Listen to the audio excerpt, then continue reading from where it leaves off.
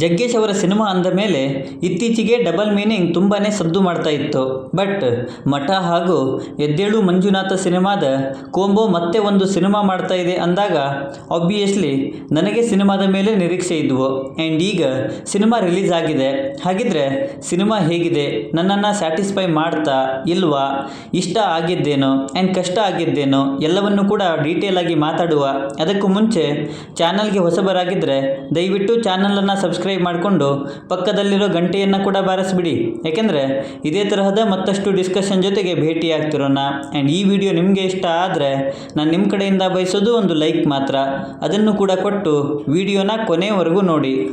ರಂಗನಾಯಕ ಇದು ಗುರುಪ್ರಸಾದ್ ಅವರ ನಿರ್ದೇಶನದಲ್ಲಿ ನವರಸ ನಾಯಕ ಜಗ್ಗೇಶ್ ಅವರ ಮುಖ್ಯ ಪಾತ್ರದಲ್ಲಿ ಬಂದಿರೋ ಸಿನಿಮಾ.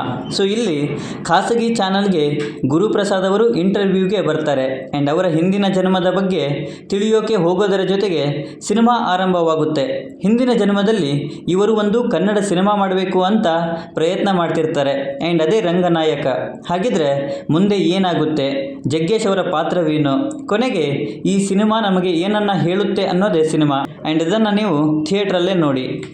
ಇಲ್ಲಿನ ಪಾಸಿಟಿವ್ ವಿಚಾರಗಳ ಕಡೆಗೆ ಬರೋದಾದರೆ ಇಲ್ಲಿರೋ ಡ್ರಾಮಾ ಆ್ಯಂಡ್ ಕಾಮಿಡಿ. ಇವರ ಸಿನಿಮಾ ಅಂದರೆ ಅದೇ ಸಿನಿಮಾದ ಬ್ಯಾಕ್ ಬೋನ್, ಮತ್ತದು ಈ ಸಿನಿಮಾದಲ್ಲೂ ಕೂಡ ಆಗಿದೆ. ಒಂದೊಂದು ಕಡೆ ಇಷ್ಟೊಂದು ಕಾಮಿಡಿ ಬೇಕಿತ್ತಾ, ತುಂಬಾ ಅತಿರೇಕಕ್ಕೆ ಹೋಯ್ತಲ್ಲ ಅನಿಸುತ್ತೆ. ಅದನ್ನು ಬಿಟ್ಟರೆ ಒಳ್ಳೆಯ ಡ್ರಾಮಾ ಇರೋದ್ರಿಂದ ಅದು ಬ್ಯಾಲೆನ್ಸ್ ಆಗಿದೆ ಅನ್ನಬಹುದು.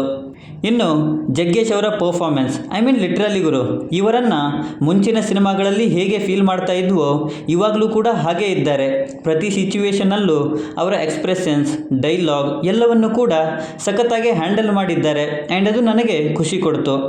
The way of story presentation, ಹೌದು, ಗುರುಪ್ರಸಾದ್ ಅವರು ಅಂದರೆ ಕಥೆಯನ್ನು ಡಿಫ್ರೆಂಟಾಗಿ ಪ್ರೆಸೆಂಟ್ ಮಾಡ್ತಾರೆ.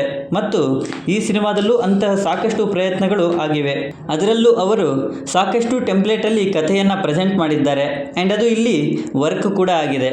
ಇನ್ನು ಇಲ್ಲಿ ಸುದೀಪ್, ದರ್ಶನ್, ಶಿವಣ್ಣ, ಗ್ಯಾರಂಟಿ, ಇಡಿ, ಸಿಡಿ ಹೀಗೆ ಎಲ್ಲ ವಿಷಯಗಳನ್ನು ಎತ್ಕೊಂಡಿದ್ದಾರೆ.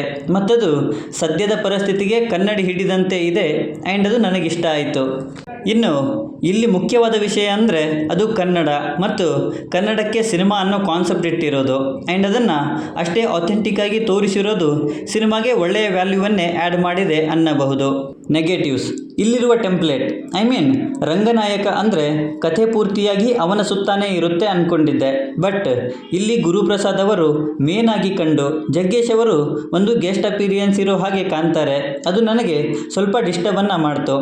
ಇಲ್ಲಿದ್ದ ಅತಿಯಾದ ಕಾಮಿಡಿ, ನಾನು ಇದನ್ನು ಮೆನ್ಷನ್ ಮಾಡಿರೋಕ್ಕೆ ಕಾರಣ ಇದೆ. ಒಂದು ಜಾನರ್ಗೆ ಫಿಕ್ಸ್ ಆದರೆ ಈ ಥರ ತಪ್ಪುಗಳು ಸಹಜವಾಗಿ ಆಗ್ತವೆ. ಯಾಕೆಂದರೆ ಇಲ್ಲಿ ಅತಿರೇಕದ ಕಾಮಿಡಿ ಇದೆ. ಆ್ಯಂಡ್ ಅದು ತುಂಬಾ ಸಿಲ್ಲಿ ಅನಿಸುತ್ತೆ. ಸೊ ಇದಿಷ್ಟು ಸಿನಿಮಾ ನೋಡಿ ನನಗನಿಸಿದ್ದು. ಓವರಾಲ್ ಆಗಿ ಹೇಳೋದಾದರೆ ಬಿಲೋ ಆ್ಯಾವ್ರೇಜ್ ಎಕ್ಸ್ಪೀರಿಯನ್ಸ್ನ ಈ ಸಿನಿಮಾ ನನಗೆ ಕೊಡ್ತು. ಜಗ್ಗೇಶ್ ಅವರ ಕಾಮಿಡಿ ಡೈಲಾಗ್, ಗುರುಪ್ರಸಾದ್ ಅವರ ಡಿಫ್ರೆಂಟ್ ಟೆಂಪ್ಲೇಟ್ಗಳನ್ನು ಇಷ್ಟಪಡೋರು ನೀವಾದರೆ ಖಂಡಿತ ಹೋಗಿ ಈ ಸಿನಿಮಾನ ಥಿಯೇಟ್ರಲ್ಲೇ ನೋಡಿ. ಇನ್ನುಳಿದವರಿಗೆ ನಿಮ್ಮಿಷ್ಟ ಅಂತ ಹೇಳ್ತೀನಿ. ಇನ್ನು ಈ ವಿಡಿಯೋ ಬಗ್ಗೆ ಮತ್ತು ಸಿನಿಮಾ ಬಗ್ಗೆ ನಿಮ್ಮ ಅನಿಸಿಕೆ ಏನೇ ಇದ್ದರೂ ಕೆಳಗಡೆ ಬರೆದು ತಿಳಿಸಿ. ಮತ್ತು ಈ ವಿಡಿಯೋ ನಿಮಗೆ ಇಷ್ಟ ಆದರೆ ದಯವಿಟ್ಟು ನನ್ನ ಚಾನಲನ್ನು ಸಬ್ಸ್ಕ್ರೈಬ್ ಮಾಡಿಕೊಂಡು ಸಪೋರ್ಟ್ ಮಾಡಿ. ಕೊನೆಯಲ್ಲಿ ಸಿಗ್ತಾ ಇರೋಣ.